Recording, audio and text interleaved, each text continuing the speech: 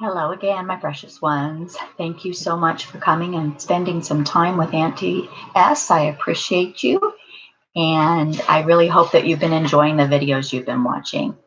And today we are going to finish up learning a little bit about Harold and his purple crayon. We've been learning a lot about his adventures. He's got quite the imagination, doesn't he?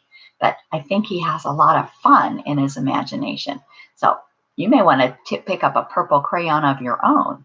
But today we're going to talk about how Harold finds a friend.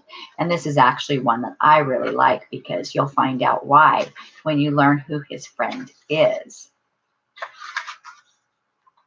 Harold couldn't sleep. He wanted to play, but he had no one to play with. He decided to play with his stuffed dog, Lilac. He threw a rubber ball across the room. Lilac didn't chase the ball. Lilac didn't bring the ball back. She couldn't. Lilac was just a stuffed animal. Harold wanted a real dog, so he picked up his purple crayon and set off on an adventure. Harold drew a path and started on his way. He drew a rubber ball. It was perfect for playing catch. He threw the ball and it bounced away. But Lilac caught the ball. She brought it to Harold. Harold tossed the ball again. Once more, Lilac chased after it.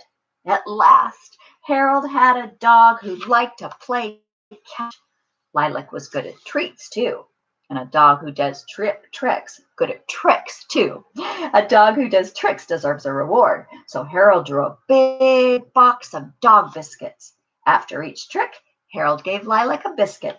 Good dog, he said. But Lilac was impatient. She jumped into Harold's lap. She grabbed the box of biscuits and started digging a hole. Lilac was trying to bury the box. She kicked dirt in the air and covered Harold from head to toe. Harold told Lilac to stop. She looked sad. Her feelings were hurt. So Lilac ran away. Harold was alone again. He decided to wait for Lilac to come back. He was tired, so he drew a chair. Harold waited for a long time. He grew bored. Then he had an idea. He would draw a new friend. Harold drew a large round bowl. Then he drew a plump goldfish. But the fish didn't want to play. It just swam in circles. So Harold drew a big dog. The dog sat down, rolled over, and fell asleep. A sleeping dog isn't any fun, Harold thought. Harold drew a very peppy dog. Harold threw a ball and threw it. But instead of bringing it back, the dog played with it, the ball, all by itself. This dog was no fun. Lilac was a good friend, even when she misbehaved. Harold had to find her, so he drew a lighthouse. He climbed the stairs to the highest point. He followed the path of the light and looked in every direction. Finally, he spotted Lilac. Harold rushed to Lilac. Harold patted her happily.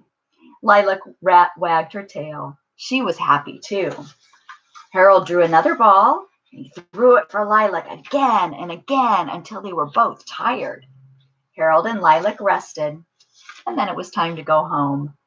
Harold reached up and drew his bedroom window around the moon. Harold was back in his bedroom. Harold slipped into bed, and he was happy to be home with his good friend Lilac.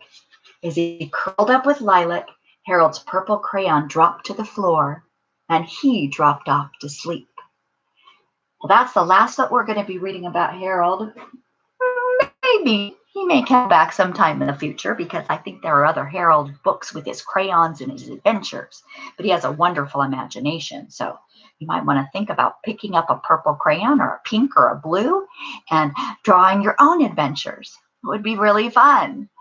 Now, I wanted to also, if you wouldn't mind doing me a favor, my sweet little ones, if you could please tell your mommy and daddy or your grandma and grandpa or your auntie or uncle and say, if you could please subscribe to Story Time with Auntie S. That would be really wonderful. I'd appreciate it very, very much.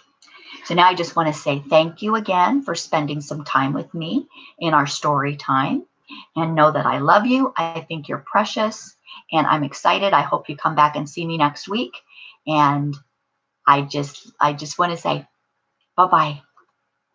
Be good.